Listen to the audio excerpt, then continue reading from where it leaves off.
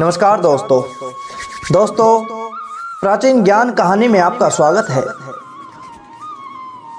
प्यारे दर्शकों, आज फिर हम आपके लिए एक बहुत ही प्यारी और बहुत ही रोचक कहानी लेकर आए हैं। यह कहानी आपके जीवन में शिक्षा देने वाली है और कभी भी आपके घर में लड़ाई झगड़ा नहीं होगा। इस कहानी को सुनकर आप जीवन भर खुश रहोगे। आपके जीवन में कोई संकट नहीं आएगा।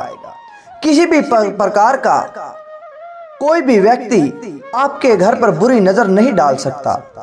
तो दोस्तों, इस कहानी को जरूर सुने, इस कहानी को अंत तक जरूर देखें ताकि आप इस कहानी को सुनकर अपने जीवन को सफल बना सकें। प्यारे दर्शकों, आइए शुरू करते हैं आज की कहानी। इससे पहले हम इस कहानी को शुरू करें, आप हमारे चैनल पर नए हैं तो चैनल को सब्सक्राइब करें और बेल आइकन को जरूर दबाएं ताकि आने वाली हर वीडियो का नोटिफिकेशन सबसे पहले आप तक पहुंच जाए। तो दोस्तों, आइए शुरू करते हैं आज की बहुत ही प्यारी और ज्ञानवर्धक यह कहानी।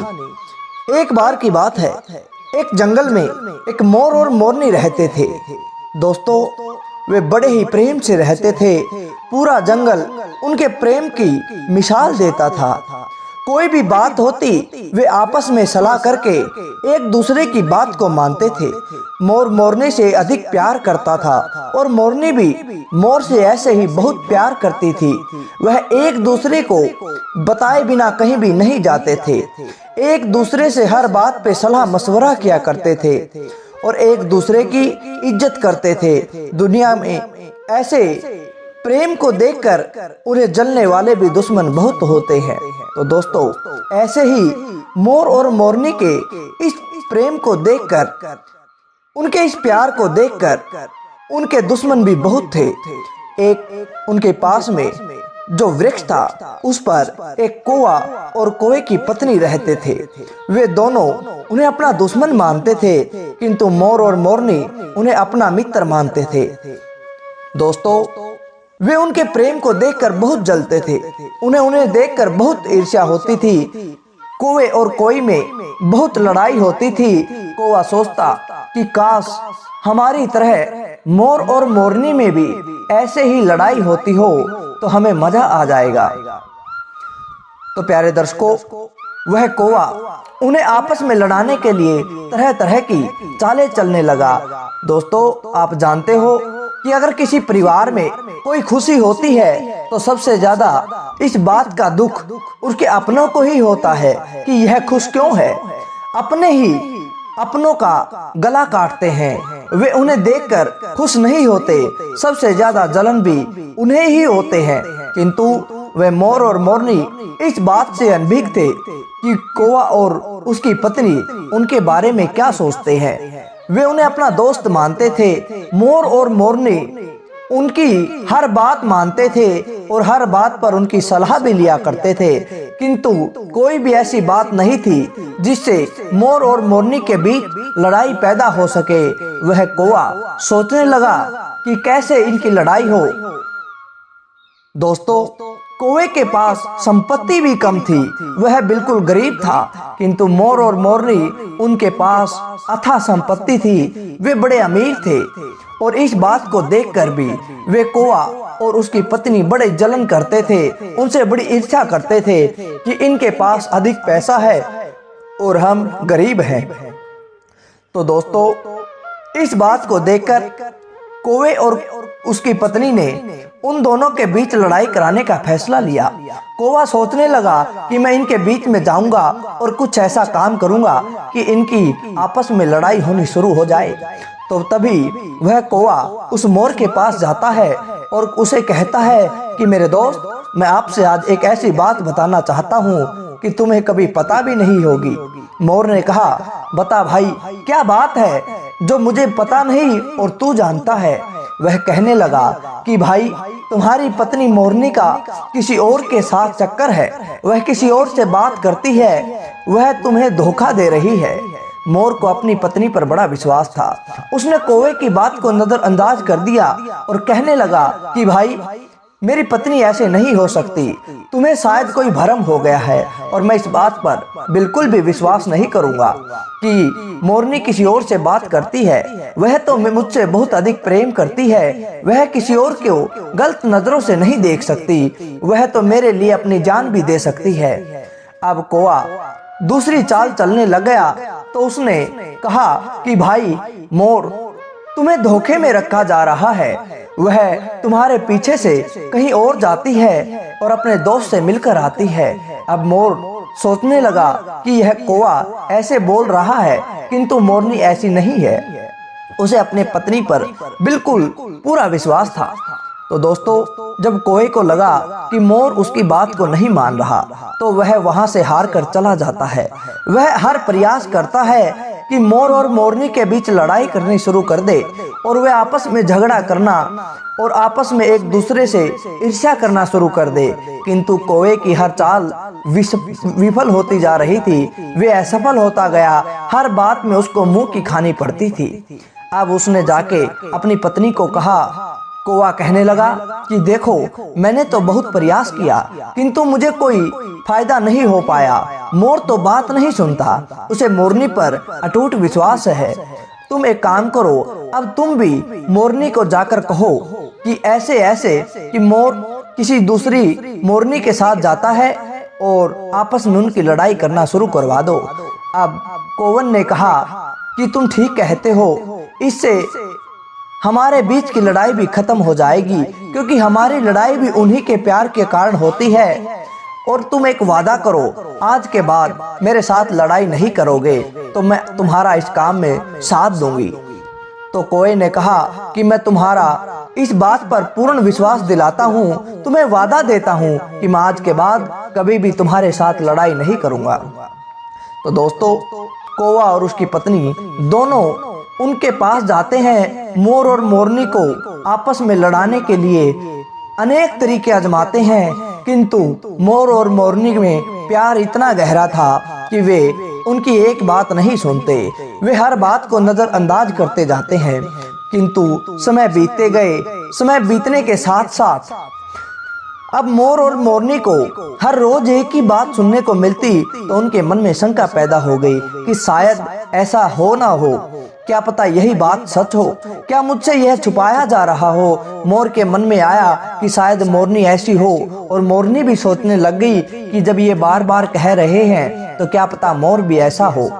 अब धीरे धीरे इस शंका ने उनके मन में घर कर लिया। प्यारे दोस्तों, जब ऐसी बात हो गई तो उन दोनों के बीच लड़ाई होनी शुरू हो गई। धीरे धीरे एक ऐसा समय आ गया कि उन दोनों के बीच इतनी लड़ाई हो गई कि वे एक दूसरे की शक्ल देखना भी पसंद नहीं करते। इतनी लड़ाई होने के बाद उस मोर ने सोचा कि ऐसा क्यों हुआ, किस बात के कारण आज हम इतने दुश्मन हो गए कि हमें एक दूसरे की शक्ल देखना भी पसंद नहीं है। मोर ने मोरनी से कहा कि हे प्रिय, मुझे लगता है ये कोई की चाल है हमें लड़ाने के लिए। और इतनी लड़ाई होने के बाद वे निर्धन भी हो गए। सारी संपत्ति उधर से चली गई और लड़ाई के कारण घर में लक्ष्मी जी का वास नहीं होता। लक्ष्मी जी भी उस घर से निकल जाती है। अब वे दोनों मोर और मोरनी बिल्कुल भीख मांगकर खाने लगे। ऐसी हालत को देखकर मोर मोरनी से कहने लगा कि मोरनी, हमारी इस लड़ाई के जिम्मेदार वे कौवा और कौवन है। हम ऐसे लड़ते हैं, उन्होंने हमें ऐसे लड़ने के लिए मजबूर कर दिया। हमने दूसरों की बात को मानकर हमारे घर का नाश कर लिया है। हमारे घर में कलह होनी शुरू हो गई और जिसके कारण आज हम कंगाल हो गए। अब मोरनी कहने लगी मोर से कि अब हम क्या करें जिससे अब हम दोबारा से वही शांतिपूर्ण और वही प्रेम पूर्वक रह सके, हमारा घर बस जाए। अब मोर ने कहा कि अब इसका इलाज तो केवल एक साधु ही कर सकता है। पास के पहाड़ में एक गुफा है और उस गुफा में एक साधु रहता है। मोर और मोरनी वहां से उड़कर उस गुफा के पास चले जाते हैं और साधु के चरणों में पहुंच जाते हैं। अब साधु उन्हें देखकर पूछता है कि आओ मोर, तुम कैसे आए और तुम्हारे आने का क्या कारण है। इतनी सुनते ही मोर उसके सामने रोने लग जाता है। साधु पूछने लग जाता है कि ऐसी हालत क्यों हो गई, ऐसी बात क्या है जिससे तुम रोने लग गए। साधु के पूछने पर मोर उसे सारी आप बीती बता देता है। तब साधु कहता है कि चिंता मत करो, तुम दोबारा से फिर ऐसे हो जाओगे जैसे पहले रहते थे। तुम्हारा जीवन सुखमय हो जाएगा और तुम बिल्कुल शांति पूर्वक प्रेम पूर्वक अपने घर में रहोगे। किंतु इसके लिए मेरी ये 7 बातें आप अपने दिमाग में बैठा लो, ये बात गांठ बांध लो कि तुम कभी भी इन बातों को नहीं छोड़ोगे। मोर साधु से कहता है कि साधु जी, आज से आप जो भी कहोगे हम इन 7 बातों को हमेशा याद रखेंगे और इन पर हमेशा चलने की कोशिश करेंगे। आप हमें वो 7 बातें जरूर बताएं। तब साधु उन्हें बात बताने लगता है। पहली बात यह कहता है कि मोर सुनो, सबसे पहली बात तो यह है कि बुरा सोचने वाला हमारा अपना ही होता है। हमारे अपने ही हमारा बुरा चाहते हैं, क्योंकि दूसरों को तो हमारे से कोई मतलब नहीं होता। हमारे अपने ही हमारी जड़ काटते हैं, हमारे अपने ही हमारे विनाश का कारण होते हैं। तुम उस कोए को अपना मानते हो और अपना होने के कारण ही उसने आपके साथ विश्वासघात किया है। वो तुम्हारे से बिल्कुल ईर्ष्या करता है और इसी ईर्ष्या के कारण आज तुम ऐसे हो गए। तो इस बात को विशेष ध्यान में रखो कि तुम्हारा बुरा सोचने वाला तुम्हारा अपना ही होता है। तभी मोर कहता है कि साधु जी, मैं इस बात को हमेशा ध्यान में रखूंगा और इस पर अमल भी करूंगा। तब साधु उसे दूसरी बात बताता है कि मोर सुनो, अपनों के सामने तुम कभी भी धनवान होने का दिखावा मत किया करो। तुम्हारे पास अधिक संपत्ति थी, तुम्हारे पास अधिक धन था, किंतु तुम्हारे अपनों को उस धन से ईर्ष्या होने लग गई। तुम्हारे अपनों को उस धन से जलन होने लग गई, जिसके कारण तुम्हारे अपने भी तुम्हारे दुश्मन बन गए। तो आज के बाद तुम कभी भी तुम्हारे अपनों के सामने कोई भी धनवान होने का दिखावा मत करना, जिससे तुम्हारी जिंदगी कष्टमयी हो जाए और तुम्हारे अपने ही तुम्हारे खिलाफ चाल षड्यंत्र रचने लग जाएं। तभी कौवा कहता है, जी साधु जी, मैं इस बात पर भी विशेष अमल करूंगा। तब साधु कहते हैं कि मोर, एक बात और अपने पल्ले बांध लो कि तुम कभी भी दूसरों की किसी बात को बिना सोचे समझे उस पर विश्वास मत किया करो। अगर तुम कान के कच्चे हो तो तुम्हारा घर बर्बाद हो जाएगा। दूसरे आपको किसी भी झूठी बात में बहकाकर आपके घर का विनाश करा देंगे। तो आप कभी भी दूसरों की बात पर बिना सोचे समझे, उसको स्पष्ट देखे कि बिना उस पर विश्वास मत करना, क्योंकि वे तुम्हारे दुश्मन होते हैं जो तुम्हें गलत रास्ते पर ले जाने का प्रयोग करते हैं, तुम्हें गलत रास्ते पर जाने की सलाह देते हैं, किंतु तुम उस सलाह को ऐसे ही बिना जाने मत माना करो, इससे तुम्हारा घर का विनाश हो जाएगा। और इसके बाद साधु बाबा कहते हैं, चौथी बात यह है कि तुम कभी भी अपनों पर शक मत किया करो। अपनों पर शक करने लग जाओगे तो तुम्हारे आपस में लड़ाई झगड़े शुरू हो जाएंगे, आपस में घर बर्बाद हो जाएगा, उस घर की शांति खराब हो जाएगी और प्रेम नाम की चीज उस घर में नहीं रहेगी। तो इस बात का भी तुम विशेष ध्यान रखो कि अपनों पर कभी भी शक नहीं करना चाहिए।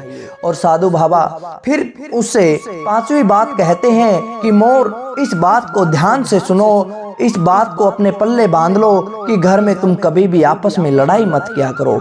जिस घर में लड़ाई होती है, जिस घर में कलह होती है, उस घर से लक्ष्मी का वास चला जाता है, लक्ष्मी वहां से भाग जाती है। उस घर में सिर्फ गरीबी होती है और गरीबी वहां पर दाखिल हो जाती है, जिससे जीवन कष्टमय हो जाता है। तो इस बात को तुम पल्ले बांध लो कि तुम कभी भी अपने घर में लड़ाई नहीं करोगे। और छठी बात यह है कि कभी भी घर की बात बाहर नहीं बतानी चाहिए। कहा भी जाता है कि घर का बेदी लंका ढाए। अगर तुम अपने घर की बात को बाहर बताओगे तो तुम्हारे घर का विनाश होना निश्चित है।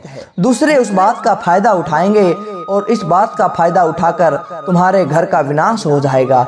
इस बात को भी तुम समझ जाओ कि कभी भी अपने घर की बात को कभी भी बाहर मत बताओ। दूसरे तुम्हारे विनाश के लिए तैयार खड़े हैं, वे तुम्हारी भलाई के लिए नहीं है। और सबसे आखिरी और 7वीं बात यह है कि तुम्हें कभी भी दुश्मन से सलाह नहीं लेनी है। मोर से कहने लगा कि बेटा, अगर तुम दूसरों से सलाह लोगे, अपने दुश्मन से सलाह लोगे, तो वह तुम्हारे भविष्य के लिए गलत ही बताएगा, जिससे तुम्हारा विनाश हो सके। तुम्हारे भले की बात वह नहीं करेगा। तो इन बातों को आप पल्ले बांध लो, इन बातों को आप ध्यान में रखना। आज से तुम्हारा जीवन फिर से सुखमय हो जाएगा। मोर यह सब बातें सुनकर वापिस चला जाता है और इन 7 बातों पर विशेष अमल करता है जो उसे साधु बाबा ने बताई थी, और उसके बाद उसका जीवन बड़ा ही सुखमय हो जाता है। तो प्यारे दर्शकों, आज तुमने ये 7 बातें अपने जीवन में उतार लेनी चाहिए। कभी भी तुम्हारे घर में कोई लड़ाई नहीं होगी, तुम्हारी पत्नी भी हर बात मानेगी, तुम्हारे घर का विनाश नहीं होगा, तुम्हारा घर बच जाएगा और कभी भी तुम्हारे घर को कोई बुरी नजर नहीं लगा पाएगा। तो प्यारे दर्शकों, कैसी लगी आपको आज की यह कहानी? अच्छी लगी तो लाइक करें, ज्यादा से ज्यादा शेयर करें और कमेंट में लिखकर हमें जरूर बताएं। धन्यवाद दोस्तों।